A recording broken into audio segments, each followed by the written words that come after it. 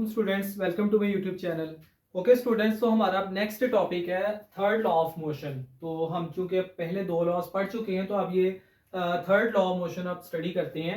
तो Newton third law of motion के बारे में हम यहाँ पे डिस्कस करते हैं कि ये किसी भी बॉडी पर लगने वाले एक्शन और उसके बदले में आने वाले रिएक्शन को डिस्कस करता है। अब इसकी मैं आपको एग्जांपल देता हूँ। जैसे लेट्स से कि हम अपने हाथ से किसी दीवार पे हिट करते हैं या किसी भी हार्ड चीज पर हिट करते हैं, तो उसके नतीजे में क्या होता है कि हमारे हाथ को भी चोट लगती है।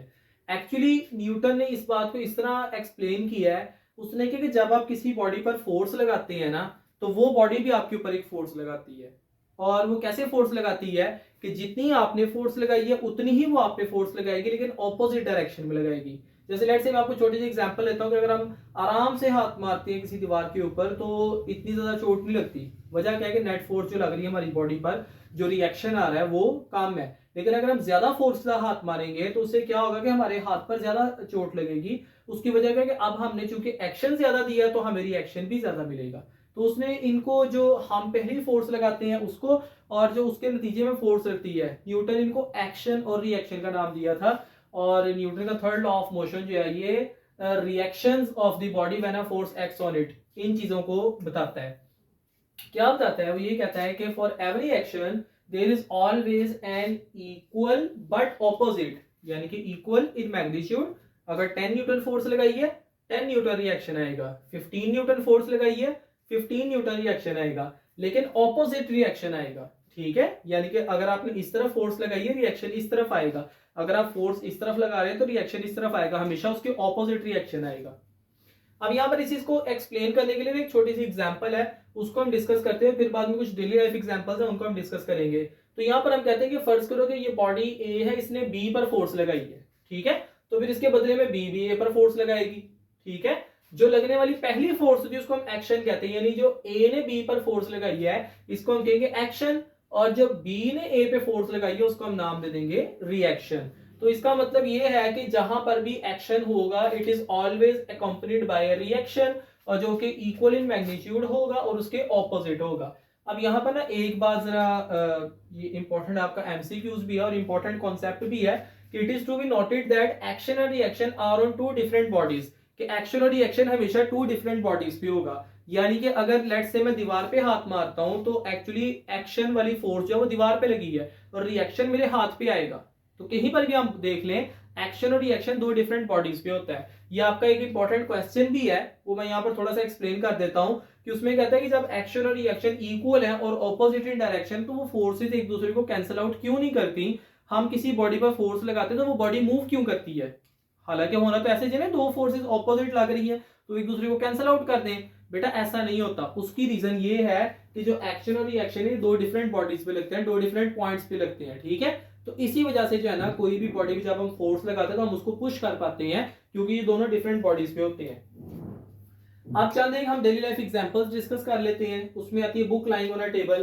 तो बेटे जब कोई भी बुक टेबल पे पड़ी है, आपको पता है कि कोई भी बॉडी है उसका वेट है, और जब उसको टेबल पे रखेंगे तो उसका वेट जो है वो डाउनवर्ड एक्ट करेगा। So this is action. ये जो बेटा हमारे पास है ये एक्शन होगा। अब जाहिर बात है कि जब टेबल पे फोर्स लग रही है तो टेबल भी इस पे फोर्स लगाएगा, और जब टेबल इस पे फोर्स लगाएगा अपवर्ड डायरेक्शन में, तो बेटा ये मेरे पास हो जाएगा इसका रिएक्शन। और यहाँ पर जो मैग्नीट्यूड की बात करें तो इसका वेट और रिएक्शन ये आपस में इक्वल होंगे, जबकि डायरेक्शन ऑपोजिट होगी। वेट डाउनवर्ड है, रिएक्शन अपवर्ड है।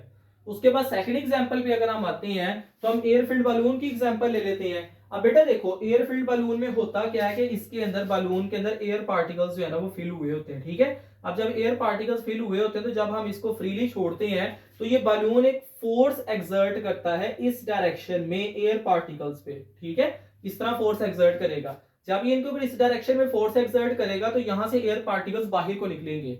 अब जाहिर बात है कि बलून ने एयर पार्टिकल्स पे फोर्स लगाई है, तो एयर पार्टिकल्स भी तो बलून पे फोर्स लगाएंगे, और जब एयर पार्टिकल्स बलून पे फोर्स लगाएंगे तो बलून जो है उनके ऑपोजिट डायरेक्शन में जाएगा। यहाँ पर फॉरवर्ड लिखा हुआ वो इस एग्जांपल के मुताबिक फॉरवर्ड जा रहा है, यानी आगे को जा रहा है। ठीक है, उसके अलावा हम अगर बलून का मतलब कि जो इसका ये जो मुंह है वो इस तरफ कर दें, ठीक है, यानी कि इस तरफ रख के छोड़ेंगे तो वो उसके ऑपोजिट जाएगा। यानी कि जिस तरफ उसका मुंह होगा ना, जिस तरफ उसकी ओपनिंग होगी, हमेशा उसके ऑपोजिट जाएगा, क्योंकि रिएक्शन हमेशा एक्शन के ऑपोजिट होता है। तो यहां पर आप देखते हैं कि एक्शन क्या है। इस एग्जांपल में action is by the balloon, जो बलून ने फोर्स लगाई है एयर पार्टिकल्स पे उनको बाहर निकालने के लिए, वो एक्शन है that pushes the air out of it when sets free, कि जब इसको हमने फ्रीली छोड़ा इसने जो फोर्स लगाई वो क्या है, एक्शन है। अब एयर पार्टिकल्स जो है वो इस पे फोर्स लगाएंगे। The reaction of the air which escape out, के जोन सी एयर बाहर आई है जो एस्केप आउट हुई है, of the balloon acts on the balloon, कि वो बलून पे लगेगी आके, ठीक है। It is due to this reaction, इस रिएक्शन की वजह से जो एस्केपिंग एयर है जो उसके ऊपर रिएक्शन लगा रही है, उसकी वजह से जो बलून है वो फॉरवर्ड डायरेक्शन में जा रहा है। स्टूडेंट्स नेक्स्ट हमारी एक एग्जांपल रह गई थी टॉपिक में से, पहले उसको डिस्कस कर लेते हैं। नेक्स्ट बेटा कुछ एमसीक्यूज डिस्कस करेंगे ताकि हमारा टॉपिक रिवाइज भी हो जाए और हमारे कॉन्सेप्ट्स पे मजीद ग्रिप जो है ना वो बन जाए। तो अब नेक्स्ट एग्जांपल है रॉकेट की। अब रॉकेट में होता क्या है कि एक्चुअली रॉकेट को कैसे हम इतनी स्पीड पर मूव करवा पाते हैं। यहाँ पर बेटा हम बहुत तेजी से इन गैसेस को बाहर निकालते हैं, ठीक है। इन गैसेस को हम बर्न करते हैं बहुत हाई रेट पे।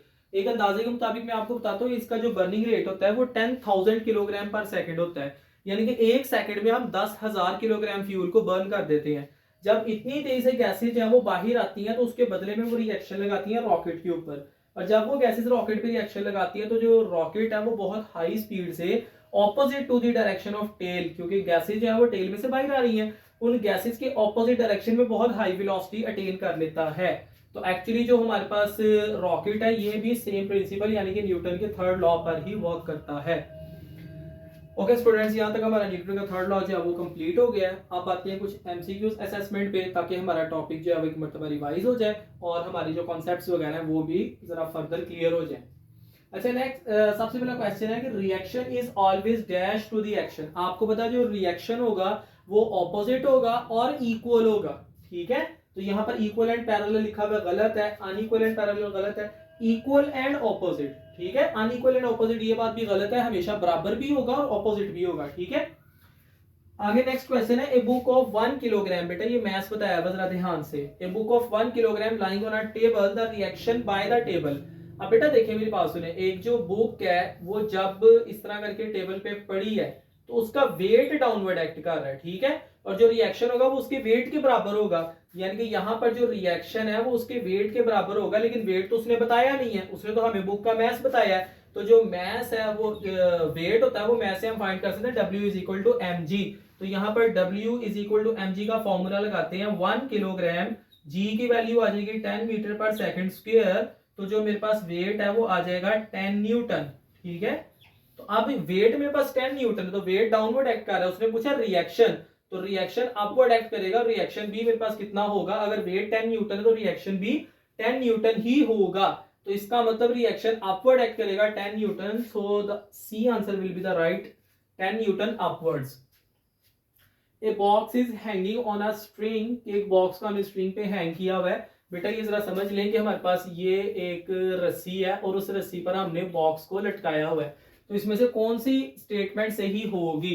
बेटा इसका वेट जो है वो डाउनवर्ड एक्ट करेगा और tension in the string upward act करेगी, और न्यूटन के थर्ड लॉ के मुताबिक वेट जो है वो टेंशन इन द स्ट्रिंग के बराबर होगा। इसका मतलब ए ऑप्शन जो है वो यहाँ पर ठीक है, क्योंकि उसने कहा था एक्शन और रिएक्शन बराबर होते हैं। When an air-filled balloon sets free, कि जब हम एक गुब्बारे को फ्रीली छोड़ते हैं जबकि उसमें हवा भरी हुई है, the reaction is by the, अभी मैं ये चीज पढ़ा के हटाऊं कि जो एक्शन है वो बलून अप्लाई करेगा, ठीक है। बलून एयर पे फोर्स लगाएगा, फोर्स लगा के उसको एयर को बाहर निकालेगा। जब फोर्स उस पर दोबारा मतलब कि उसके बदले में रिएक्शन लगाएगी तो उसकी वजह से जो बलून है वो फॉरवर्ड डायरेक्शन में मूव होगा। तो जो एक्शन है वो बलून अप्लाई करता है और जो रिएक्शन है वो एयर लगाती है। So the reaction is by the air. Force needed to prevent a book of 500 gram from falling. सबसे पहली बात तो ये कि ये वेट नहीं, ये मैस बताया गया है, ठीक है। तो पहले हम इसको जरा वेट में कन्वर्ट कर लेते हैं। तो दूसरी बात ये है कि ये ऐसा यूनिट में नहीं है, तो पहले तो इसको हम करेंगे 1000 पे डिवाइड, और 1000 पे डिवाइड करने के बाद ये किलोग्राम में आ जाएगा, तो ये मेरे पास आ गया 0.5 किलोग्राम, ठीक है। तो ये बेटे मेरे पास जो है ना वो क्या कहते हैं इसका मैस आ गया है। अब बेटे मैं इसका वेट फाइंड करूंगा, W is equal to mg, तो ये मेरे पास आएगा 0.5 किलोग्राम, इसको मल्टीप्लाई कर देंगे हम 10 मीटर पर सेकंड स्क्वायर पे, तो ये मेरे पास आ जाएगा 5 न्यूटन। 5 न्यूटन बेटे इसका वेट आ गया। अब बेटा देखो मेरी बात सुनो, ये मेरे पास एक बुक है और ये बुक का वेट है 5 न्यूटन, इसको मैंने गिरने से बचाना है। तो मैं क्या करूंगा, मैं अपवर्ड डायरेक्शन में इसके ऊपर 5 न्यूटन फोर्स लगा दूंगा।